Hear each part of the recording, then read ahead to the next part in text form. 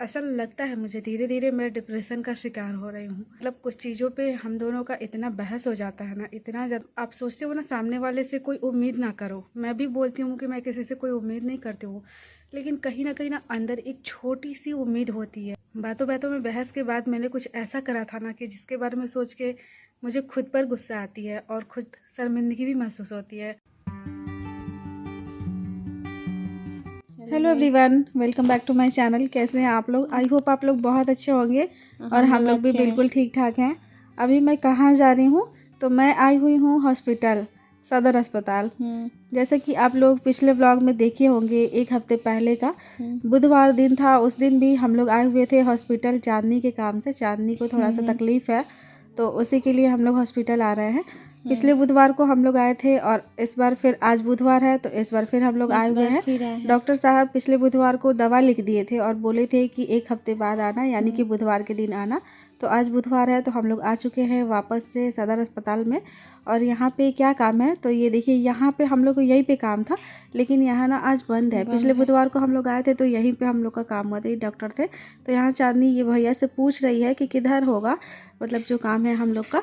Doctor साहब इस बार किधर बैठे हुए हैं तो ये बता रहे हैं। तो अभी हम लोग फिर वापस से इधर आ रहे हैं। पता है क्या होता है, हॉस्पिटल इतना बड़ा है और यहाँ का सिस्टम चेंज होते रहता है ना, तो समझ में ही नहीं आता है कि किधर, मतलब इस बार किधर है। डॉक्टर हमेशा अलग अलग जगह पे बैठते हैं। तो अभी यहाँ पे चांदनी पूछ रही है और अपना पर्ची दिखा रही है, रजिस्ट्रेशन करवा रही है वापस से, क्योंकि दोबारा आओ तो फिर से रजिस्ट्रेशन कराना पड़ता है। तो वही करा रही है चांदनी। इसके बाद डॉक्टर के पास जाएगी। क्या प्रॉब्लम है चांदनी को? तो पिछले बुधवार को हम लोग बताए थे कि चांदनी गिर गई थी तो उसके कमर में ना दर्द हो गया है, शायद हड्डी वड्डी में चोट लग गया है। तो इस वजह से हम लोग सोचे कि एक्सरे करा लेंगे।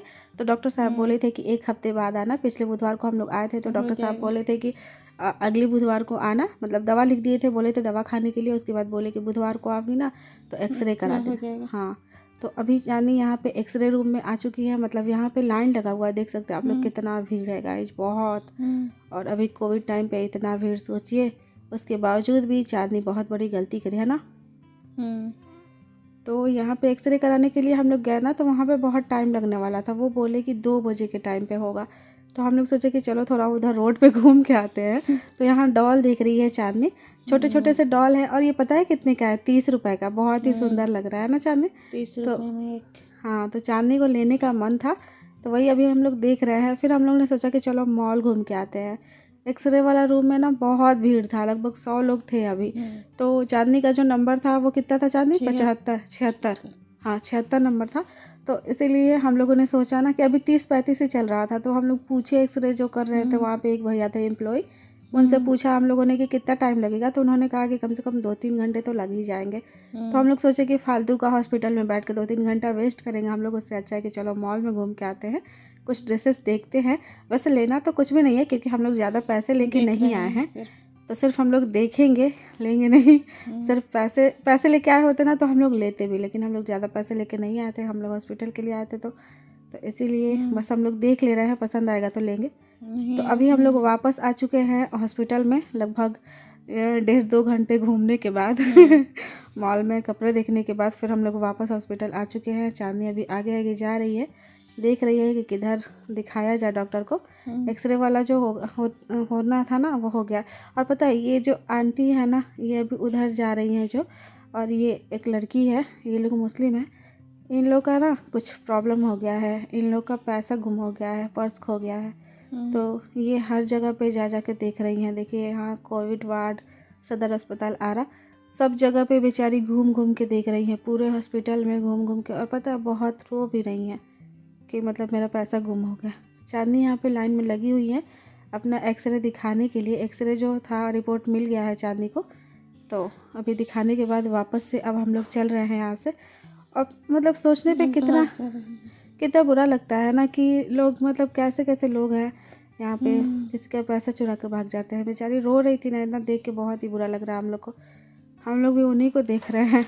और यहाँ पे हम लोग दवा लेने के लिए आए हुए हैं, लेकिन दवा हम लोग नहीं ले रहे हैं क्योंकि हम लोगों ने कुछ ऐसा कर दिया है ना कि दवा का पैसा ही नहीं बचा है। वो हम लोग आप लोग को घर जाके बताएंगे क्योंकि हम लोग क्या किए हैं। मतलब अभी तो हम लोग को भी डर डर लग रहा है क्योंकि हम लोग अपना दवा नहीं ले पाए। चांदनी का जो दवा लेना था वो हम लोग ले नहीं पाए हैं। तो अभी घर चलेंगे तो पता चलेगा कि हम लोग डांट सुनेंगे कि क्या होगा। हम लोग ऑटो पे बैठ चुके हैं और थोड़ी देर में हम लोग घर पहुंच जाएंगे। घर पहुंचने के बाद पता नहीं हम लोग डांट सुनेंगे कि मतलब क्या करेगा लोग, भगवान जाने है ना, चांदी डर डर के।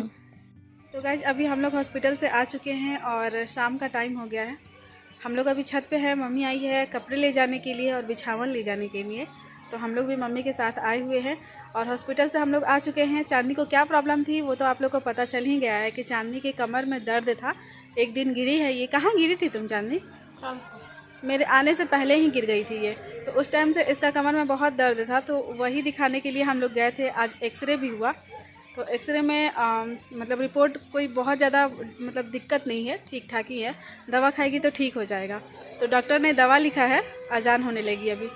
तो दवा जो है वो हम लोग अभी ले नहीं पाए हैं। क्यों नहीं ले पाए चांदनी? क्योंकि हम लोग का पैसा ख़त्म हो गया था। एक वो आंटी थी जिनका पैसा गुम हो गया था, मतलब उनका पर्स खो गया था, कहीं गिर गया था और वो बहुत रो रही थी, बहुत ज़्यादा रो रही थी।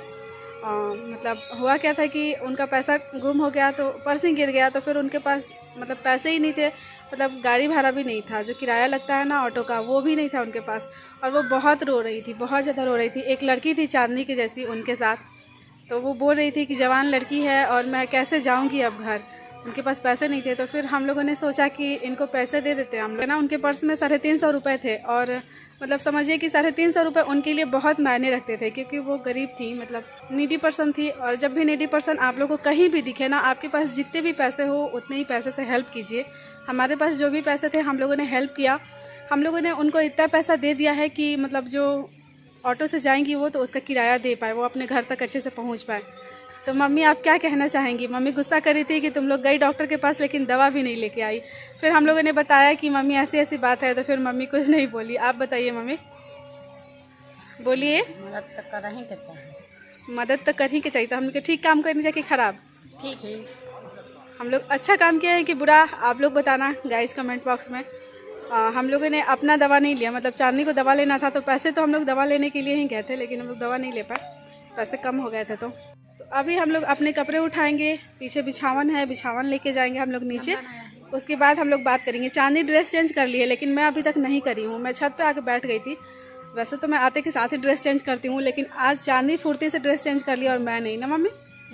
तो अभी मैं जा रही हूँ अपना ड्रेस चेंज करने के लिए, उसके बाद फिर आप लोग से बातें करूँगी। रात का डिनर हो चुका है मेरा। मैंने ड्रेस चेंज कर लिया था, लेकिन मैं आप लोग से बात नहीं करी, क्योंकि हुआ क्या था ना कि मेरा फ़ोन जो है ना डिस्चार्ज हो चुका था और लाइट थी नहीं जब मैं आई थी। तो उसके बाद मैंने ड्रेस चेंज किया, उसके बाद बैठ के दादी मम्मी भाभी सबसे बात करी और फ़ोन को मैं चार्ज में लगा दी थी, लाइट आ गया था। तो अभी फ़ोन चार्ज हो चुका है। अभी हम लोग सब लोग खाना वाना खा चुके हैं, 9:30 बज रहा है रात का, और मैं आई हूँ छत पर टहलने के लिए, क्योंकि पता है मैं आजकल टहल नहीं रही हूँ ना, तो मोटी होते जा रही हूँ दिन प्रतिदिन। टहलने के बाद अभी यहाँ पे चेयर लगा के बैठी हूँ, आप लोग से बात करूँगी। यहाँ पे बल्ब लगा हुआ है, तो बल्ब के पास ही मैं बैठी हूँ ताकि आप लोग को दिखूँ। अभी मैं आप लोग से थोड़ी सी बातें करूँगी। ऐसा लगता है मुझे धीरे धीरे मैं डिप्रेशन का शिकार हो रही हूँ। बहुत सारे लोग मुझसे कमेंट बॉक्स में भी बोले हैं कि रवीना मतलब प्रॉब्लम्स के बारे में ना ज़्यादा मत सोचा करो, नहीं तो फिर धीरे धीरे डिप्रेशन के शिकार होते जाओगे तुम।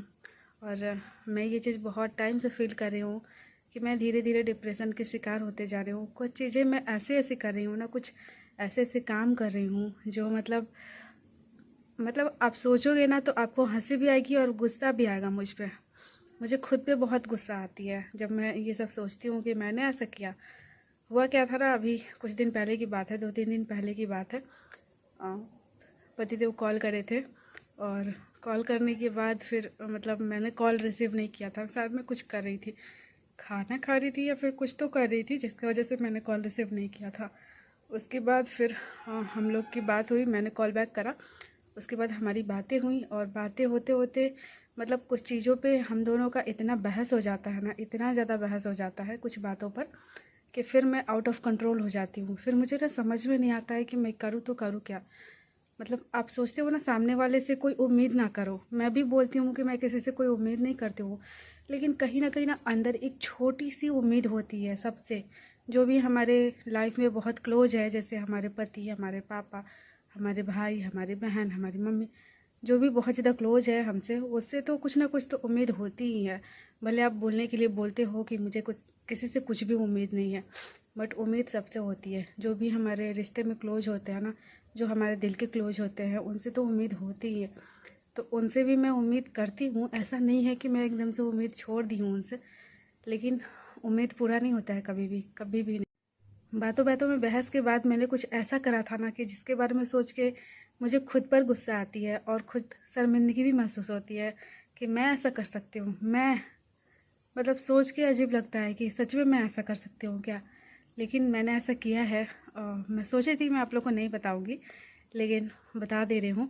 मैंने व्हाट्सएप स्टेटस भी लगाया था, बहुत सारे लोगों ने देखा भी था कि मैंने क्या करा था, लेकिन सबको नहीं पता है कि मैंने खुद से ये सब किया था। मैंने क्या किया था पता है? हम दोनों की बहस हुई थी, मेरा और मेरे पति का। किसी बात को लेके बहुत ज़्यादा बहस हो गई थी और उसके बाद मैंने अपना फ़ोन पटक दिया था। मुझे इतना गुस्सा आ गया था, इतना ज़्यादा गुस्सा आ गया था, जबकि सोचिए मतलब आज तक मैंने अभी ऐसा कभी भी नहीं किया है कि मैं कोई भी सामान तोड़ूँ फोड़ूँ या फिर सामान पटकूँ। मैं देखती हूँ किसी को ऐसा करते हुए ना, तो मुझे लगता है कि लोगों को चीज़ों पे क्यों गुस्सा आती है, अपना गुस्सा कंट्रोल करे। लेकिन मैंने ऐसे किया ना, सोच के बहुत ही अजीब लगता है। दिखाती हूँ आप लोग को। पहले मेरा फ़ोन का कवर जो था ना, ये था ये, और ये बेचारा एकदम टूट फूट गया है। इसका दिखाती हूँ आप लोग को। वो जो होता है ना, इसको क्या बोला जाता है, ग्लास गार्ड। हाँ, ये ग्लास गार्ड का स्थिति आप लोग देख सकते हैं कैसा हो चुका है। मैंने इतना ज़ोर से फ़ोन पटका था ना कि ये इसका हालत ऐसा हो गया। आप लोग सोच सकते हैं कि मैं कितना तेज़ फ़ोन पटकी थी, और फ़ोन पटकने के बाद ये ऐसे चूर चूर हो गया था। एक पल के लिए तो मुझे लगा कि फ़ोन मेरा गया, और फिर फ़ोन बंद हो गया था पटकने के बाद, ऐसा टूटने के बाद। तो मुझे लगा कि मेरा फ़ोन गया, और फिर मैं बहुत रोई कि अब मैं वीडियो शूट कैसे करूँगी, अब मेरा व्लॉग कैसे जाएगा, सब कुछ कैसे ठीक होगा, नया फ़ोन कहाँ से लूँगी, क्योंकि मेरे पास अभी एक भी रुपया नहीं है। तो बहुत रोई ये सब चीज़ें सोच के, और फिर मुझे अपने आप पे गुस्सा भी आ रही थी कि मैं क्यों इतना गुस्सा करी कि मैंने फ़ोन पटक दिया, ऐसे हो गया। फिर मैं दौड़ के नीचे गई, छत पे ही बात करी थी पतिदेव से। लगभग 12 साढ़े 12 बज रहे थे, और उस टाइम पे मतलब थोड़ी ठंडी भी थी। अभी 2-4 दिन पहले की बात है, उस दिन थोड़ा ठंडा किया था मौसम, और शीत भी गिर रही थी। उसके बावजूद भी मैं छत पे आके बात करी थी, क्योंकि जब बहस होती है ना, तो मैं नहीं चाहती हूँ कि मैं अपने रूम में उनसे बहस करूँ, क्योंकि फिर मम्मी पापा सुनेंगे, भाई बहन सुनेंगे, दादी सुनेगी, भाभी सुनेंगी। तो ये सब चीज़ें फिर पता नहीं उन लोग पे कैसा असर करेगा। इस वजह से जब भी मैं उनसे बात होती है मेरी और बहस होने लगता है ना, तो मैं छत पे ही आती हूँ। तो ये देखिए, ये बहस का नतीजा है। मैंने ये ऐसे कर दिया था।